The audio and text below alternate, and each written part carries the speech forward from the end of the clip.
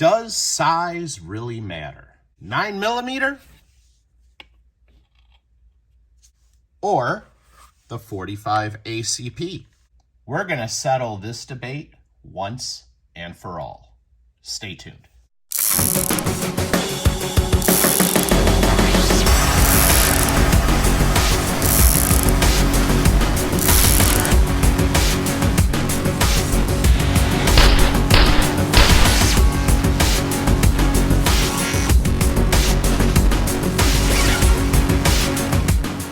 One of the biggest shit-stirring debates that you could ever have in the entire firearms community is about caliber. What is the best caliber to carry and why? 9mm, 40 Smith & Wesson, 45 ACP, 357 Magnum, 357 SIG, 38 Special. We could go on and on and on and on and on.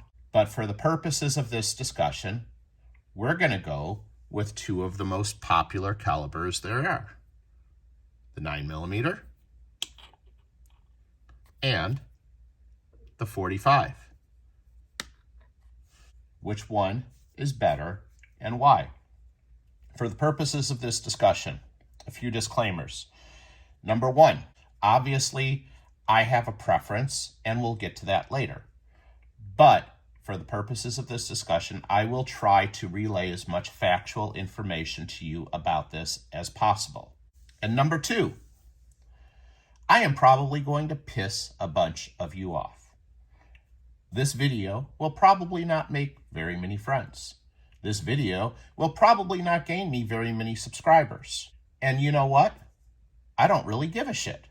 With that being said, let's get on to the discussion. Before we break this down any further, let's talk about what the advantages are of the 9mm. I think we all can agree it's a very trusted cartridge, trusted platform, been around a long time. Let's talk about the advantages of the 9mm and let's be as factual as we possibly can. First of all, I think apples to apples, we can agree that the 9mm has less recoil than the 45 ACP.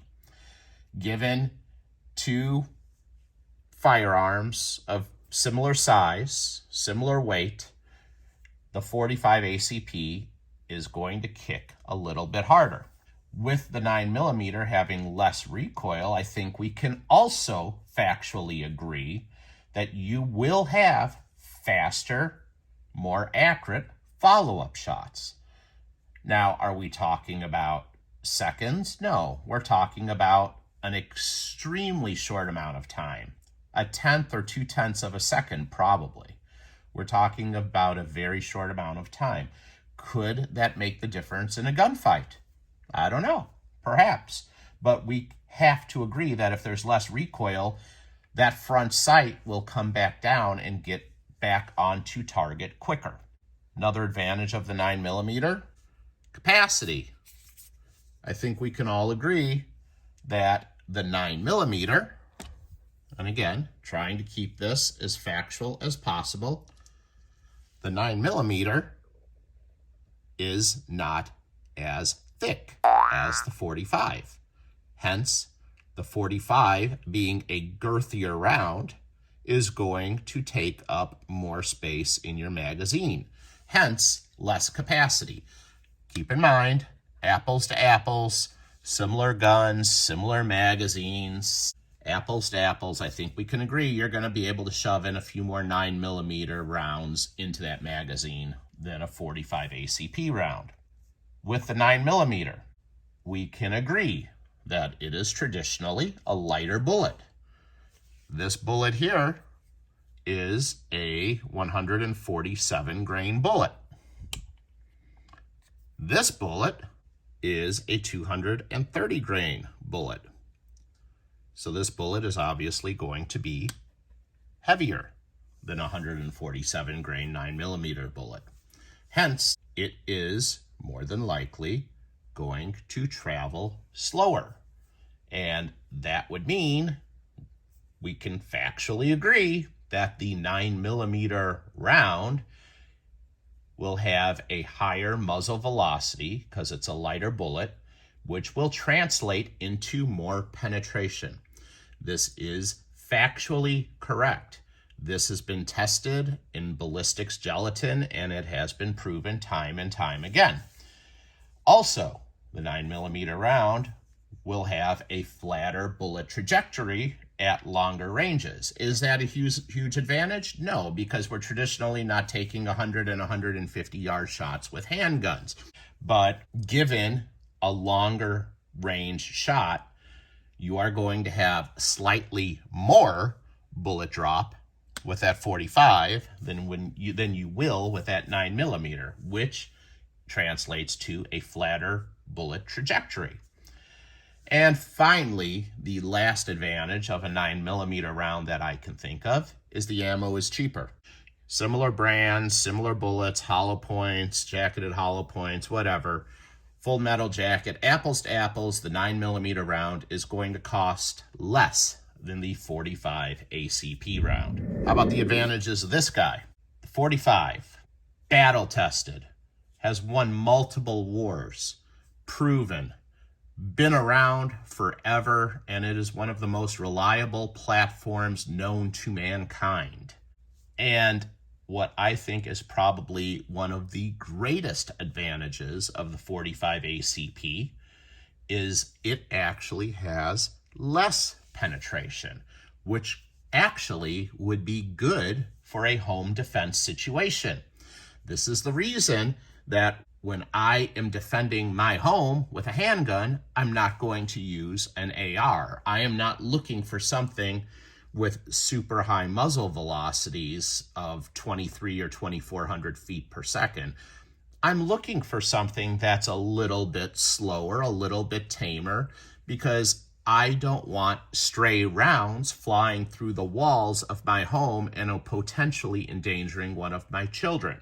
In a home defense situation, less penetration could actually be a good thing. You want to have enough penetration to stop the bad guy, but you don't want to over-penetrate. Obviously, we've been talking about 9 and 45.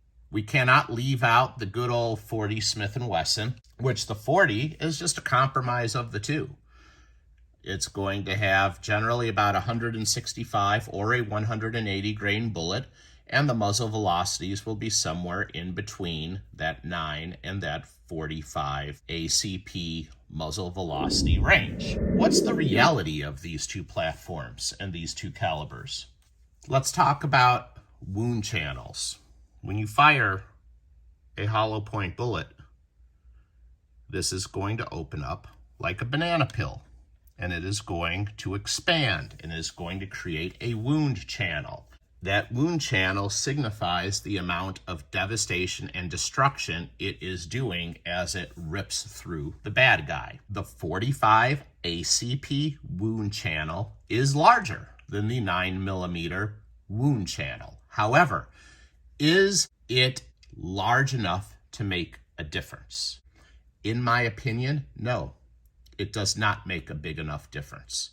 The wound channel of the 9mm is just as devastating as the wound channel of the 45. And the reason that I say that is because both the 9mm and the 45 harness enough energy to create enough internal damage to stop your threat. Plain and simple. That's been proven time and time again. However, that does not happen instantaneously. We'll talk more about that later. What else is a reality? Muzzle velocity is a reality. It is a specified number that bullet leaves the muzzle of that firearm. Foot-pounds of kinetic energy are real. Stopping power is a myth. This is where I'm probably going to piss a lot of people off. 9mm, 45 ACP, 380 ACP, 357 Magnum, 38 Special, 40 Smith & Wesson, every one of these platforms sucks. Every one of them sucks at stopping threats. Handguns suck at stopping threats. Why do I say that?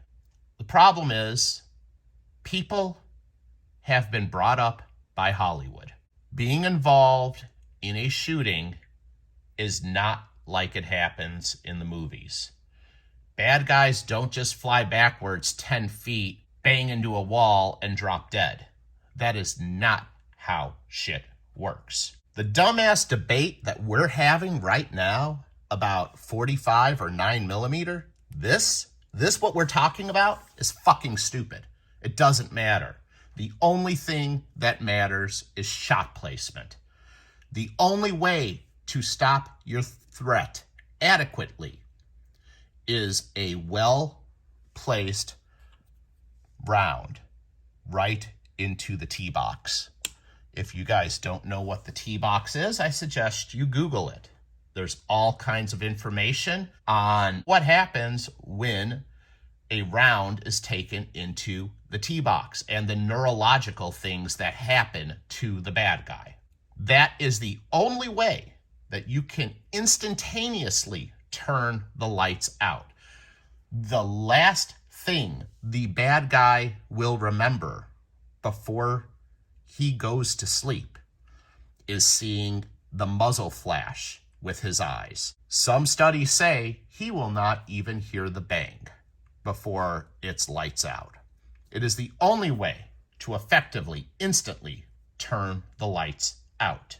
So at this point, you're probably wondering, Triple P, well, why are you harping on instantly turning the lights out? And that's a great question. If you've had to pull out a handgun and you've had to fire a round in self-defense, generally, once you fire one round, that bad guy is not going to stop. He is going to keep fighting, and he is going to fight to the death, and he is going to try to take you down with him, because that's what bad guys do. How does the 9mm compare to the 45 ACP when you have a round of the tee box? Identical. It's instant lights out with either one. How does the 9mm compare to the 45 ACP when you fire 3 rounds center mass right into the chest? Identical. The wound channels are there. The suspect is bleeding internally, and he is a dead man fighting. The problem is he is fighting.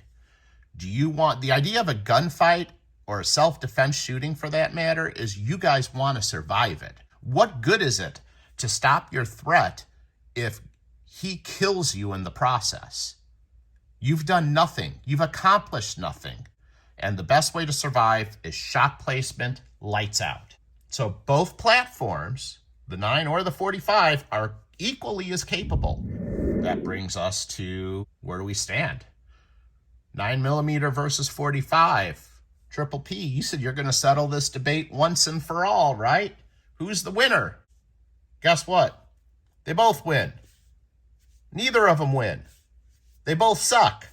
They're identical. It doesn't fucking matter because handguns suck at stopping threats. If you want to instantly stop a threat with a firearm, my advice would be to carry a .338 Winchester Magnum. That will make a difference. Problem is, it's not so easy to put a .338 Win Mag inside of a holster on your 4 o'clock position and carry it around with your t-shirt over the top of it without printing. If you can do that, good luck. But it's just not practical. This is why we concealed carry handguns. This debate of 9mm, 45, 40 Smith & Wesson, 380, 357, whatever. This debate is fucking worthless and productive as arguing whether Democrats or Republicans have more of your best interest at heart. Because the answer is obviously neither of them. Nobody gives a shit about you. Politicians give a shit about themselves. End of story. If you're hung up on the axle over which gun to carry, you're probably going to be the one to die in a gunfight because you're worried too much about caliber and you're not worried about shot placement. Front sight, trigger press. Front sight, trigger press. Front sight, trigger press. That's what you need to hear in your fucking head as you're drawing down and coming onto target. Go to the range. Practice headshots. Practice those T-box shots. Practice dry firing. Practice that trigger control. You do that, front sight, trigger press, you will start finding your groupings on your headshots get really, really tight. And if you really want me to pick a winner, the clear winner here, and this should not come as a surprise to you after everything I've just said, the clear winner is the gun that you can hit your target with, the gun that you shoot the best. I would rather have somebody who can make their shots with a 25 ACP and consistently put those 25 caliber rounds into a T-box on a target over 10 45 ACP rounds to the chest any day of the week and twice on Sunday. The reality of it is, guys, when someone is shot center mass, they're going to be fighting you for 30 to 60 seconds. And it sucks. And that is going to be the longest 30 to 60 seconds of your life until they bleed out. And that's 30 to 60 seconds that they can take you down with them. Shot placement is everything. Caliber doesn't fucking matter. What's my everyday carry? That's simple. It's my CZ P10C in 9mm. It's not because it's 9mm. It's because it's the handgun that I shoot the best. It feels the best in my hand, and my groupings with that gun are tighter than an 18-year-old virgin on prom night. And you got to remember something. If you're in a self-defense situation, you can take your groupings at the range all day long, and they can look nice and pretty, and you can have 100 holes in this little tiny 2 to 3 inch target. But you know what? When you get into the reality of an actual shooting, everything changes. Your body goes through so many physiological changes. Your heart is going to go into a rhythm called supraventricular tachycardia.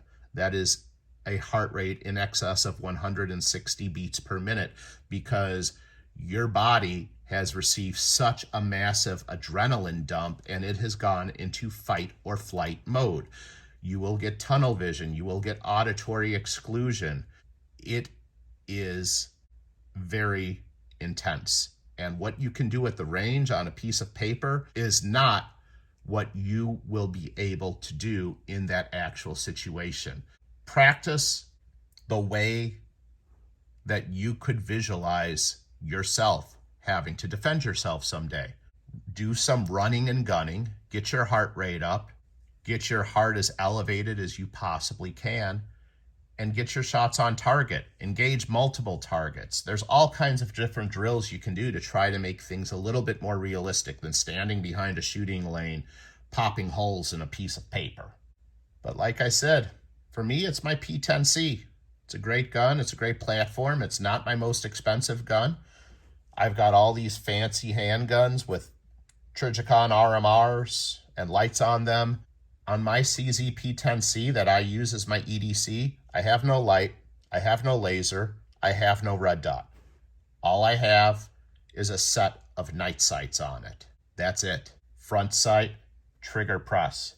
It's nothing fancy. I'm a firm believer of, if it ain't broke, don't fix it. In addition to that, I do enjoy that platform because I do have a higher capacity. 15 plus 1. That's 16 rounds that I have should I need them. And at the end of the day, trained police officers will only get 20 to 30% of their rounds on target in an actual shooting. How do you think you'll do? Maybe better, maybe worse. I don't know. Everybody's different. But I can tell you, the more you practice and train, the better you'll do, if you train realistically. I hope you found this video useful. If you did, I really appreciate the like and the subscribe. And I thank you from the bottom of my heart for watching. I am the Pistol Packing Pilot, and I am out.